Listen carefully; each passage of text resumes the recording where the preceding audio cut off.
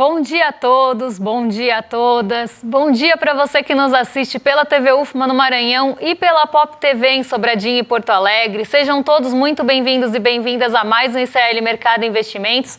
E hoje é segunda-feira, dia já tradicional de conhecer as expectativas do mercado, tanto para os nossos indicadores macroeconômicos, como também para a nossa bolsa. Então a gente vai passar por esses assuntos. Hoje saiu o índice dos gerentes de compras industrial aqui do Brasil. Eu vou dar uma passada também nesse assunto, já que ele veio bastante abaixo do mês passado. Vamos entender por quê. Mas a gente também não vai deixar de lado o fechamento das bolsas asiáticas, a abertura dos mercados. Hoje é feriado nos Estados Unidos, então a gente tem um mercado aí um pouco mais esvaziado de uma forma geral. Mas antes de tudo isso, eu vou dar bom dia para o André. Bom dia, André, como você está? Bom dia, Débora. Bom dia a todos os nossos telespectadores. Hoje é dia de saber se o mercado aí passou bem o fim de semana e continua com a mesma narrativa, né? A gente vai explicar já daqui a pouco aí o que o Fox está falando aí pra gente. Vamos ver aí também o termômetro da bolsa para ver se o pessoal também está animado por lá. Mas vamos falar do desemprego. Menor valor aí registrado para o mês de julho na série histórica aí, então continuamos com dados muito bons aí, mesmo ainda faltando um pouco de qualidade. E a gente vai explicar tudo isso aí para vocês, mas já vamos colocar aqui na tela, né, a agenda do dia aí para a gente saber o que o nosso telespectador precisa esperar para o dia de hoje, né, Débora? Bom, hoje uma agenda mais esvaziada, André. Então a gente tem feriado nos Estados Unidos, isso diminui, como eu falei, a negociação de uma forma geral e por lá não saem indicadores. Hoje é feriado do dia de trabalho lá, o Labor Day, então temos bolsas nova-iorquinas fechadas. O que tem hoje bem presente na agenda? Não está aqui 10 horas da manhã, mas saiu o PMI Industrial do Brasil também. Então uma agenda bem permeada, bem recheada de indicadores dos índices de gerente de compras industriais dos países. Já saíram os dados de China e Japão na madrugada da sexta para o sábado, então a gente já tinha esses dados dos Estados Unidos. Estados Unidos não saiu ainda porque é feriado, mas a gente tem aí os dados do Japão e da China. E temos agora na manhã a Alemanha, zona do euro e Reino Unido também divulgando seus índices de gerente de compras do setor industrial. Temos leitura final do PIB do segundo trimestre da Itália e também leitura do PIB do segundo trimestre na Turquia. E aqui no Brasil, a grande atenção, por mais que o PMI tenha um peso importante, que é o índice dos gerentes de compras aqui do Brasil, hoje as atenções devem se voltar bastante para o relatório Focus, devido aí a toda essa pressão cambial e pelas questões fiscais que o mercado continua insistindo. Então, tudo isso gerou uma expectativa bem grande aí para o relatório Focus. Mas esse é assunto para daqui a pouquinho, porque agora a gente vai falar de bolsas, né? Vamos lá, a gente tem a notícia que a gente coloca para vocês todos os dias aí, né? A gente tem mercados na Ásia aí bem divergentes aí, né? Porque parece que teve uma confusão aí em relação ao PMI, né? Que é o índice de gerente de compras, que saiu um lugar um dado, em outro lugar outro dado. Então explica toda essa confusão então para a gente, Débora. Bom, o índice de gerente de compras da China, né, ele é medido por duas instituições diferentes, assim como também é nos Estados Unidos. Por isso que eu estava com os Estados Unidos na cabeça. Lá a gente tem a medição da S&P Global, que é a mesma instituição que mede o PMI dos outros países, inclusive o PMI global e PMI mundial. Então, nós temos a S&P Global, que acaba sendo até a melhor fonte para a gente comparar os índices dos gerentes de compras, já que a metodologia é a mesma. E nós temos na China a outra medição, que é a medição do governo chinês. E elas tiveram divergências, normalmente elas têm, justamente porque a metodologia entre as medições dos índices dos gerentes de compras acabam diferenciando de uma instituição para outra. Algumas trazem um peso maior para um dado, outras vão trazer pesos maiores para outros dados, e isso também acontece nos Estados Unidos, porque lá a gente tem uma variedade de medições de termômetro aí de atividade. Então, quando a gente tem mais de uma instituição divulgando, elas podem ir, antes que qualquer pessoa fale, uma é mais confiável que a outra. Não, são metodologias diferentes, são formas de olhar diferentes para o mesmo setor. E eles foram em direções contrárias nesse mês na China. E isso acabou trazendo um pouco de incerteza em relação à atividade industrial do país. Então, enquanto o PMI do S&P Global teve um aumento de julho para agosto e foi para 50,4, ainda bem perto do limiar ali dos 50, né? Mas aqui um pouco acima desse limiar e ficando ali no terreno da expansão, o PMI medido ali pelo governo chinês acabou indo na direção contrária e mostrando recuo do PMI. recuo desse índice dos gerentes de compras. Então, um dos indicadores estava mostrando que o setor industrial chinês está caminhando na expansão, mas ainda num ritmo um pouquinho lento, enquanto o outro já coloca ali o setor industrial chinês em um dos piores patamares aí da atualidade. E isso acabou trazendo um pouco de incerteza em relação à atividade econômica da China. Para onde será que ela realmente está indo? Já que o PMI é um termômetro e os termômetros estão mostrando temperaturas diferentes, uma está um pouquinho mais quente, a outra está um pouquinho mais fria, para onde será que realmente o setor industrial vai quando saírem os dados realmente da atividade daquele setor? Então, como já tem toda uma incerteza em relação ao ritmo da economia chinesa, esse foi mais um fator que acabou proporcionando ou aumentando essa incerteza. E por isso, o Xangai Composto, vou colocar aqui na tela para vocês, acabou recuando 1,10% nesse primeiro dia de setembro. Então, vocês podem reparar que a variação acumulada no mês está igual à variação do dia anterior, porque aqui a gente tem o mesmo dia para os dois. Mas a gente tem aí o Xangai Composto caindo 1,10%. E muito por essa indecisão, essa indefinição de realmente para onde vai a economia chinesa. Lembrando que o setor industrial chinês tem um peso muito grande nas expectativas de uma forma geral, de uma forma global. Então acaba aí mexendo muito com as expectativas em relação a outros países, já que ele é um motor de desenvolvimento, um motor de crescimento da China importante. E acaba sendo um motor também aí para, por exemplo, países emergentes, exportadores de commodities, nosso caso aqui. Então isso acaba refletindo nas expectativas também para outros países que exportam commodities. Até por isso, hoje o minério de ferro caiu 4% em Dalian na China. E esse pode ser um dos fatores que vão pressionar a nossa abertura aqui. Mas esse também é assunto para daqui a pouquinho, porque agora a gente voa para o Brasil para falar de desemprego, né, André? Exatamente. Bons dados de desemprego aí, né? A gente teve que, segundo a PNAD, que é a medida que a pesquisa que se utiliza para medir o desemprego no Brasil desde 2012, é o menor valor para a série histórica aí, encerrada num trimestre em julho. Então a gente tem um desemprego aí que está batendo na casa dos 6,8%. Vamos mostrar aqui alguns gráficos que a gente preparou para vocês entenderem o que está acontecendo na questão do desemprego. Então esse aqui é o gráfico que está mostrando aí como que foi essa formação de empregos aí, se a gente comparar com o mês anterior, né, com o semestre encerrado em junho. Então foi formado aí entre um mês e outro aí mais praticamente 201 mil novos postos de trabalho. E foi formado principalmente no setor privado, né? Você tem 281 mil postos de emprego sendo formados no setor privado, mais do que inclusive o total que foi formado, né? Porque a gente teve quedas em alguns setores. E você teve quase que uma igualdade, né? Que o setor privado com carteira assinada foram 162 mil vagas, mas ainda uma quantidade enorme de vagas sendo formado aí sem carteira assinada, mostrando aí que existe uma preocupação ainda, reflexo da reforma trabalhista, com a questão do desemprego informal, né? Então a gente tem também o trabalhador doméstico teve uma leve queda, aí 4 mil postos de trabalho no trabalho doméstico foram extintos. O setor público teve uma alta de 0,36, mas já adiantando que essa alta foi muito puxada também por informalidade. E a gente tem aí uma coisa bem interessante que o conta própria, ou seja, aquele que trabalha como PJ ou aquele que faz um bico, reduziu.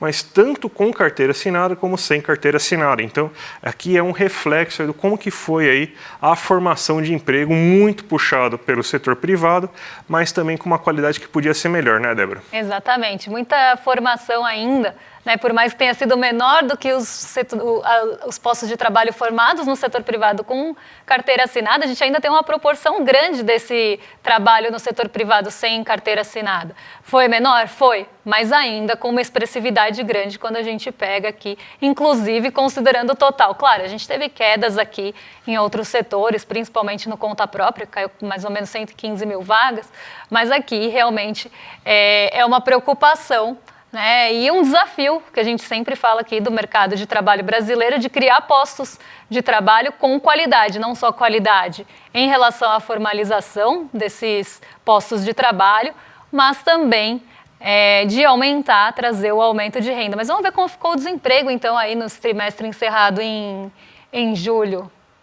Então, a gente vê aí que entre julho de 2013 e até julho de 2014, você teve uma queda de 1,1 ponto percentual, aí, uma queda bem brusca, né? A gente sempre tem esse mesmo formato, ó.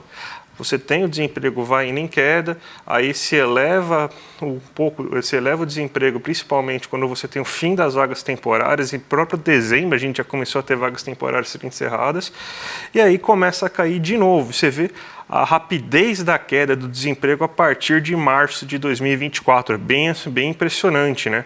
A gente estava com desemprego acima de 8% em março de 2000, se não me engano foi de 8,1% que a gente estava em março, e a gente encerra agora em 6,8%. Isso é quase um nível de pleno emprego. Eu não sei até onde a gente vai dessa queda de emprego, mas isso é muito sinal aí de uma economia urbana muito forte. Indústria contratando, setor de serviços melhorando. Então é isso que está explicando esse comportamento do desemprego nesse momento, Débora. E até queria chamar uma atenção aqui para um ponto, porque nas barrinhas vocês estão vendo as projeções que o mercado tinha para a taxa de desemprego. E na linha roxa, olha eu, na linha laranja, na linha laranja a gente vê de fato o desemprego. E a gente vê que por 3 meses ali, março, abril e maio, o mercado financeiro, ou as projeções de uma forma geral, estavam bem acima da taxa, né? Então ali em março a gente tem uma projeção acima de 8%, e a taxa ficou muito perto dos 8%. A gente tem em abril a taxa ali também acima da projeção, se não me engano ali passando um pouquinho os 7,5%, e depois uma taxa prevista ali acima de 7% e um desemprego já mais próximo de 7%. Nesse mês de julho o mercado acertou, o desemprego ficou bem em linha com a projeção. Mas por 3 meses aí a gente viu até uma projeção bastante acima da desocupação, em outros meses também, né? Dezembro, janeiro. Então até estavam esperando que as vagas ali temporárias tivessem até um peso maior no desemprego, que não aconteceu.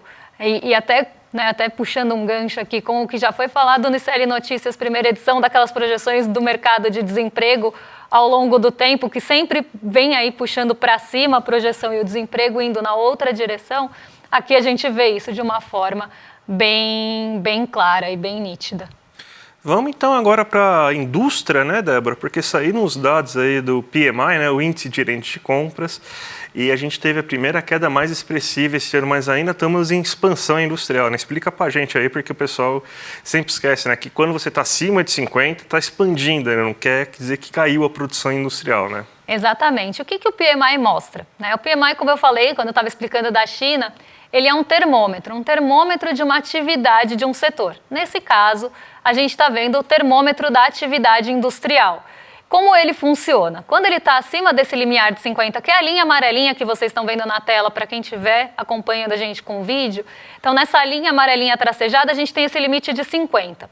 Quando o índice dos gerentes de compras, que é chamado de PMI porque ele é um índice global, é um índice que acaba sendo divulgado em inglês, mas tem essa tradução livre aí, quando esse índice dos gerentes de compras está acima desse patamar de 50, quer dizer que aquele setor está em expansão. Quando esse índice dos gerentes de compras está abaixo da linha de 50, quer dizer que ele está em contração. Então, a nossa indústria ela passou muito tempo no terreno da contração. Inclusive, em 2023, ficou ali em 49 pontos, 48,6, 49,4, depois 48,4. Então, historicamente, se a gente puxasse dados, inclusive mais antigos aqui, íamos ver que tinha mais tempo na contração. O PMI industrial ficou muito tempo na contração aqui no Brasil. E a gente começa a ver essa retomada a partir de janeiro de 2024. Tem um salto bem grande ali dos 48,4 para 52,8, mostrando que a nossa indústria passa para o terreno da expansão em um ritmo mais acelerado. E como é que funciona isso? Quando o PMI está na contração, ele pode estar aprofundando essa contração, como ele pode estar diminuindo essa contração e chegando mais perto do limiar de 50 para ultrapassar e passar para o terreno da expansão. Quando o PMI, ou o Índice dos Gerentes de Compras, para quem não gosta de siglas em inglês, passa do limite da expansão, né, então começa a ter um crescimento no setor, esse crescimento ele pode estar num ritmo mais acelerado, como num ritmo mais lento, ainda que ele apresente uma expansão. Então ela pode ser uma expansão maior, então ele pode crescer mais de um mês para o outro, como ele pode crescer menos, o setor aqui pensando, já que isso é um termômetro, afinal ele sai antes da pesquisa mensal da indústria. Então aqui a gente tem por isso que é chamado inclusive de termômetro, né? Ele traz uma expectativa realmente do que a gente pode esperar pesquisa quando ela for divulgada. Então a gente tem ali nosso PMI saltando, indo para o terreno da expansão e num ritmo muito acelerado.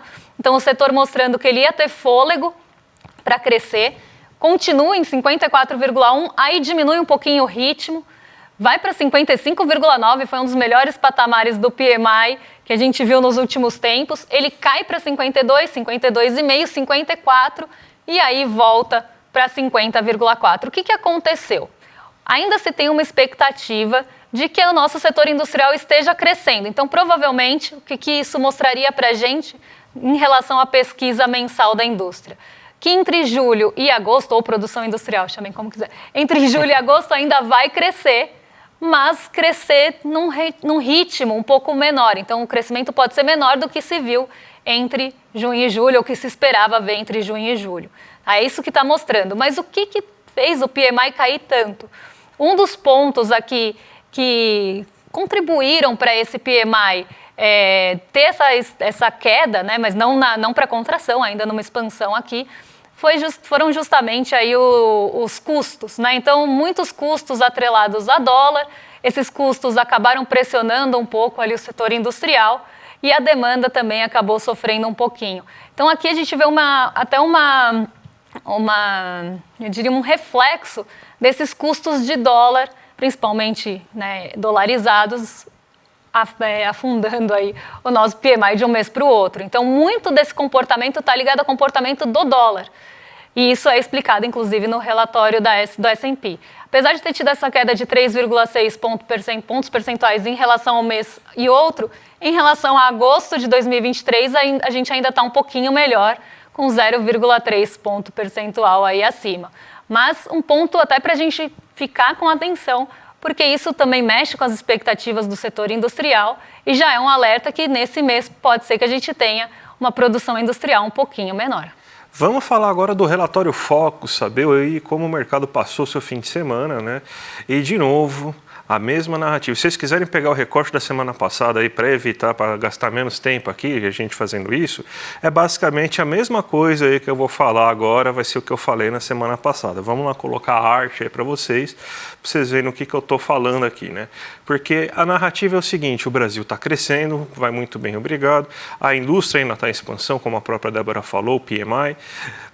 Então isso aí vai gerar um crescimento aí cada vez maior. Então cada vez mais nos relatórios aumenta-se a projeção do PIB, agora está um aumento de 2,46 esperado para esse ano, só que esse aumento está acima da capacidade de produzir do Brasil.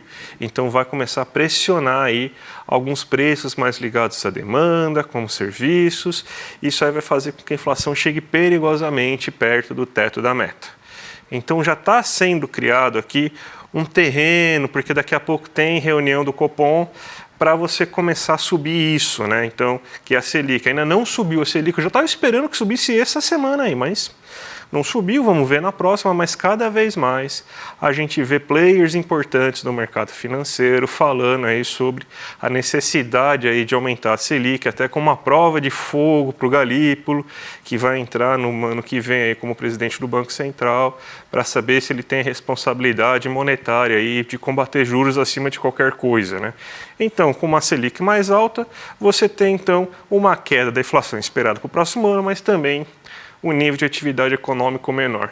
Então a narrativa é a mesma, o Brasil vai crescer, mas vai crescer mais do que pode, isso vai gerar inflação, então a gente tem que combater a inflação com queda da atividade econômica e futura do Brasil, porque senão a gente vai ter uma inflação muito elevada, ou seja, sacrifícios serão necessários, pessoas terão que perder seu emprego, mas tudo pelo bem aí do Deus mercado, Débora.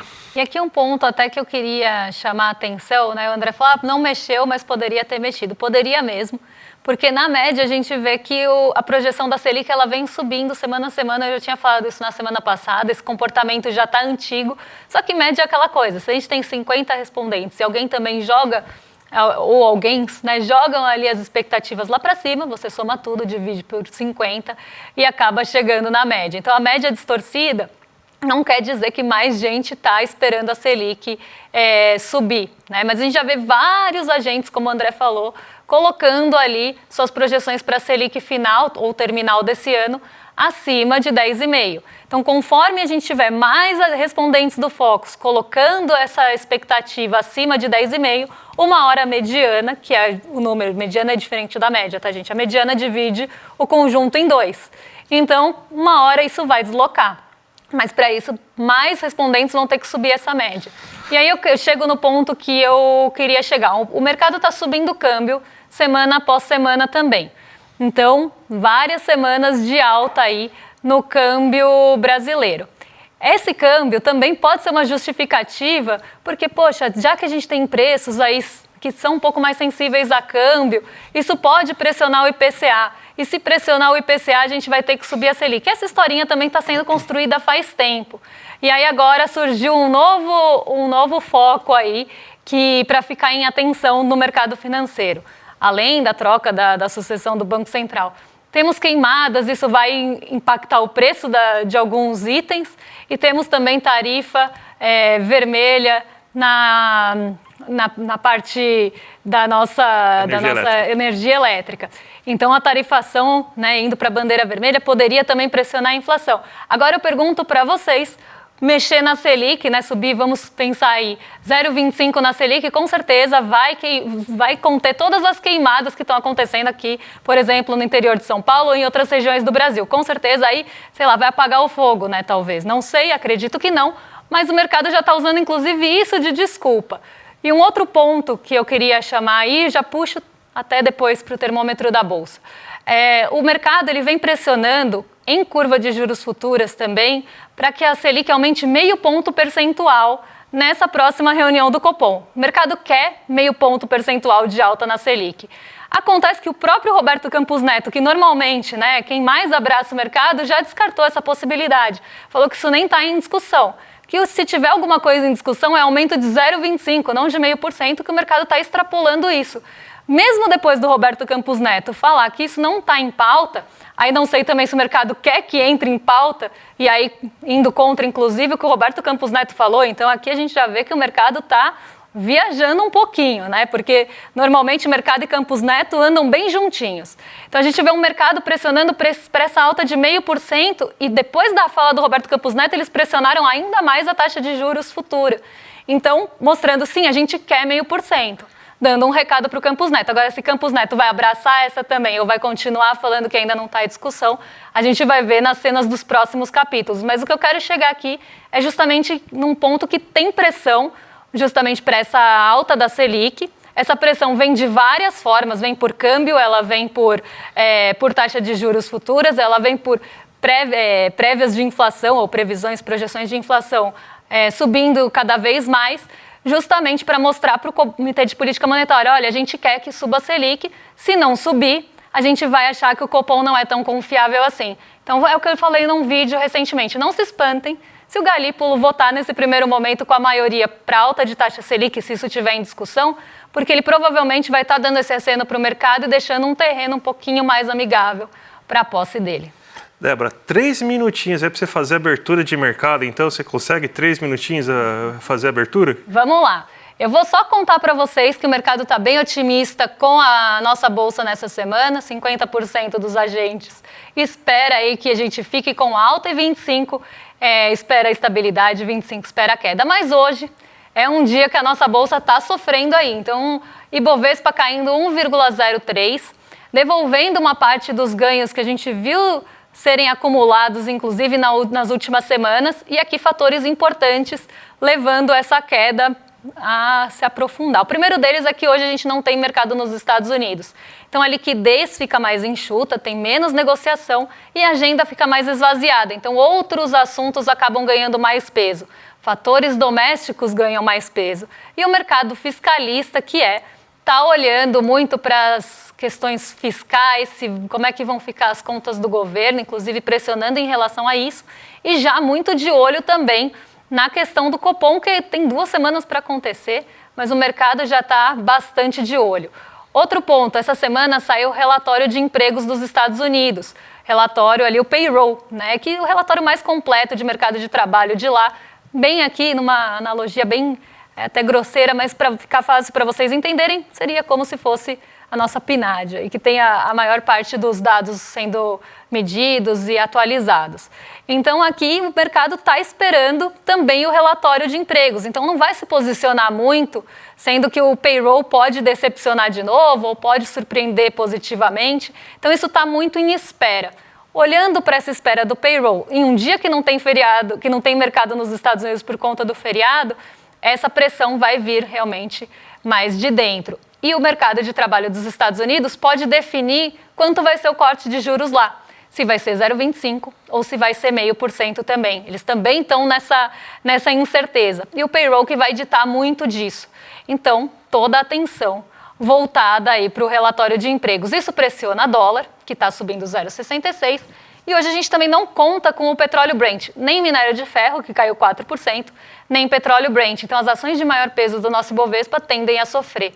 Então, hoje um dia realmente aí de... Até pensei que o Ibovespa ia abrir mais lateralizado, mas ele abriu numa forte realização dos ganhos, principalmente aí os ganhos acumulados da Vale, em frente aí a essa queda do preço do minério de ferro. Débora, a gente está fazendo essa semana uma campanha muito importante aqui no ICL, porque todo mundo sabe como que a gente é alvo aqui de intolerância.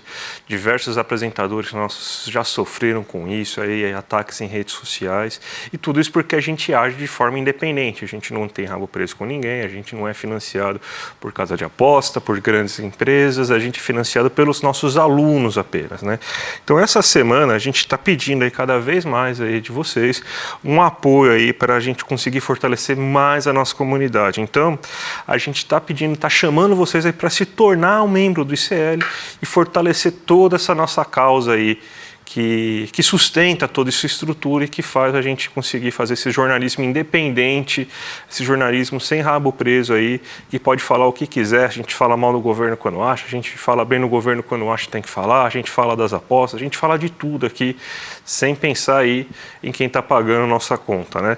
Então a gente vai dar um mega pacote de presentes essa semana aí para quem virar membro independente. O livro do Chico Saí, Cão Mijando no Caos, o livro da Juliana Del Piva, O Negócio do Jair. A gente vai dar o boné do jornalismo independente para vocês e também uma caneca aqui do jornalismo independente.